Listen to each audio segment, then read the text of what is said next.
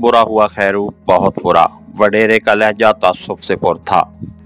तमाचा मारा है इस बदबख्त अनवरे ने हमारे मुंह पे। साईं, मैंने तो भरपूर कोशिश की थी। मुझे क्या मालूम था कि वो ये चाल चल जाएगा, वरना साईं आपके लिए तो मैंने अपनी बेटी की इज्जत की भी परवाह नहीं की। खैरू खुशामदाना लहजे में बोला, तुझे तो हमने उसका सिला दिला दिया है। 5 एकड़ काबिल काश्त जमीन कम तो नहीं होती, और जहाँ तक तेरी बेटी की इज्जत का ताल्लुक है तो उसके पहले ही इतने चर्चे हैं, मजीद क्या फर्क पड़ेगा। साईं, मेरा मतलब एहसान जतलाना तो नहीं था। वडेरे के तेवर देखकर खैरू जल्दी से सफाई पेश करने लगा। आपके काम आना तो मेरे लिए बाइसे सआदत है। मेरा मकसद तो अपनी बेबसी का इजहार था।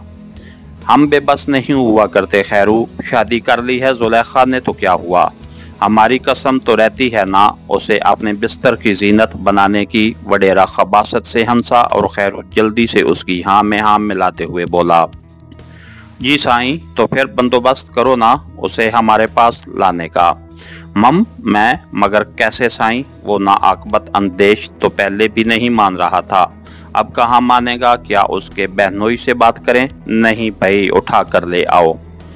हमने बहुत कोशिश की कि सीधी उंगली से काम हो जाए, अब अगर उंगली टेढ़ी करनी पड़ रही है तो मजबूरी है। हम अपनी ख्वाहिश से तो दस्तबरदार नहीं हो सकते ना। बिल्कुल साईं, सचलगा में और गफूरे को भी साथ ले जाना। आज चले जाएं। आज प्रोग्राम बना लो, एक दफ़ा उनके घर को भी बाहर से देख लो, बल्कि यूं करो नूरा को वहां भेजकर सब कुछ तफसील से मालूम कर लो। बहरहाल कल ये काम हर हाल में करना है। अब मजीद इंतज़ार मुश्किल है, वैसे भी अंदेशा है कहीं वो उन्हें शहर न भेज दे। ठीक है साईं, खैरदीन ने हाथ बांधते हुए इस बात में सर हिला दिया। बस अब जाओ और इन तीनों से मिलकर प्रोग्राम को हतमी शक्ल दो। और खैरदीन जी वडेरा साईं कहता हुआ वहां से निकल गया। आतिफ इरफान की इतला पर आधे घंटे में ही जाए हादसा पर पहुंच गया था।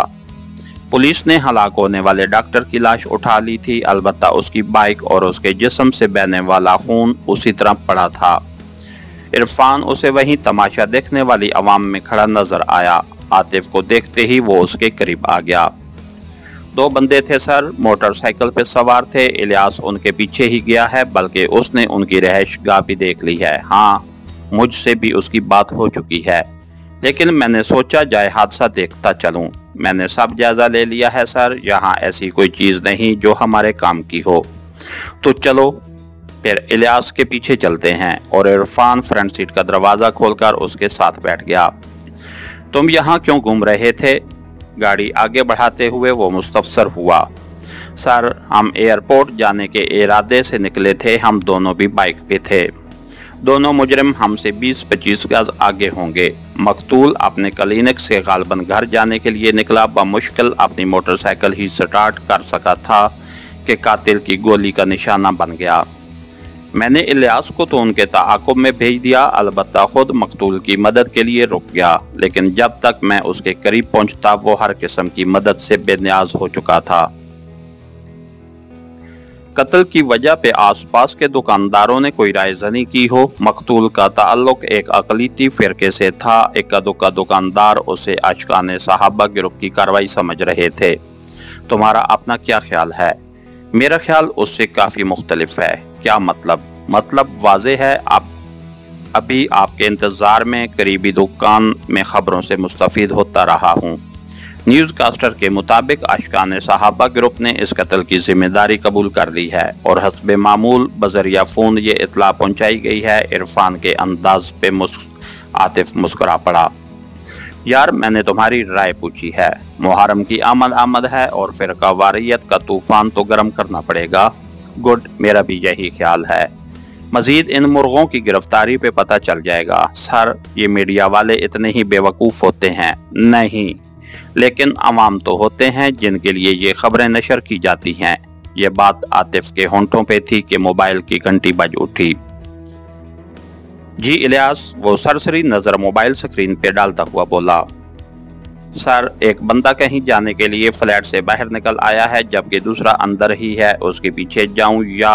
हाँ, उसके पीछे चले जाओ। दूसरे के लिए हम पहुंचने वाले हैं। Okay sir. कह के उसने फोन बंद कर दिया। थोड़ी देर बाद ही वो मतलूबा जगह पे पहुंच गए थे। फ्लैट नंबर कौन सा है? दूसरी मंजिल फ्लैट नंबर 15 सर, इरफान जल्दी से बोला और आतिफ ने इस बात में सर हिला दिया। लोगों की आमदोरफ्त जारी थी, इसलिए उन पे किसी को शक नहीं हो सकता था। मेरा ख्याल है इसको पकड़कर पूछगछ के लिए ले चलते हैं। दूसरे के ताक़ुब में वैसे ही इलियास है, उसकी मदद के लिए इमरान को भेज देते हैं, दोनों उसको संभाल लेंगे। ठीक है, इमरान को फोन कर दो। आतिफ मुख्तसरन बोला। जैसे ही इरफान फोन करके फारिग हुआ, वो दोनों सीढ़ियों से ऊपर के जानिब बढ़ गए। 15 नंबर फ्लैट के सामने रुककर आतिफ ने दरवाजे की साइड पे लगा घंटी का बटन दबाया। इस दौरान इरफान दाएं बाएं का जायजा लेता रहा। जी, दरवाजा खोलने वाली एक जवान औरत थी। आतिफ को देखकर उसके चेहरे पे हैरानी के तअस्सुरात ज़ाहिर हुए। आतिफ ने जवाब देने की बजाय झपटकर उसे अपनी गिरफ्त में ले लिया। एक हाथ उसके होंठों पे रखना वो नहीं भूला था। उसका एक्शन मुकम्मल होते ही इरफान भी अंदर घुस आया। वो औरत काफी जानदार थी। आतिफ की गिरफ्त से निकलने के लिए वो शिद्दत से तड़पी और उसके साथ ही उसने जोर से कूं कूं की। नाक और होंठ बंद होने के बावजूद हल्की हल्की आवाज बरामद हुई। शमी डियर, कौन है? अंदरूनी कमरे से एक मर्द की आवाज उभरी। इरफान जल्दी से बैरूनी दरवाजे की कुंडी लगाता हुआ आवाज वाले कमरे की जानिब बढ़ गया, जबकि आतिफ ने उस लड़की की जदोजहद से निजात हासिल करने के लिए उसकी कनपट्टियों पे मखसूस अंदाज में दबाव डाला और वो उसके हाथों में झूल गई। कौन है बे तू? अगर आपने हाथ सर से बुलंद कर लो तो शायद मेरी गोली जाया होने से बच जाए। खुदा कसम 30 बोर की गोलियां बड़ी महंगी हो गई हैं। आतिफ के कानों में इरफान की चहकती आवाज आई। तुम ये अच्छा नहीं कर रहे, तुम मुझे जानते नहीं। वो एक जवान साल आदमी था और शक्ल से किसी यूनिवर्सिटी का तालिब इल्म दिखाई दे रहा था। क्या करें यार, मजबूरी है, इरफान जवाबन बोला। उसी वक्त आतिफ के मोबाइल की घंटी बजी। जी इलियास, वो मोबाइल कान से लगाते हुए मुस्तफसर हुआ।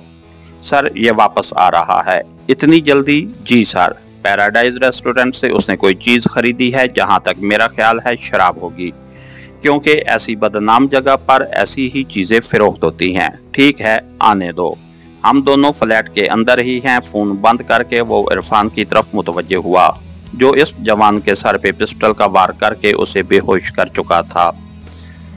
इस लड़की को भी यहीं ले आओ। इरफान सर हिलाता हुआ बाहर निकल गया। दोनों के हाथ इरफान ने एक पतली सी रेशमी डोरी से उनकी पुश्त पे बांध दिए।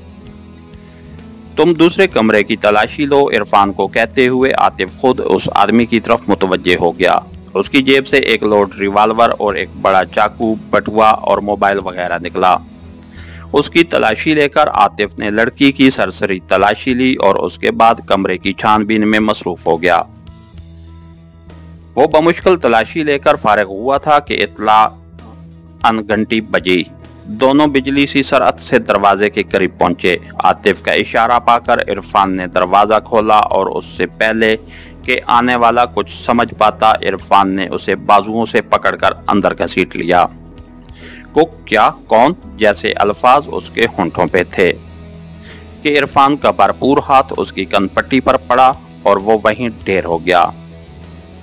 थोड़ी देर बाद वो तीनों उन्हें कंधों पर लादे सीढ़ियां उतर रहे थे। एक दो इस्तिफसार करने वालों ने उनका सर्विस कार्ड देखते ही चुप साध ली थी। उसके साथ ही हमारी आज की एपिसोड का इख्तिताम हुआ।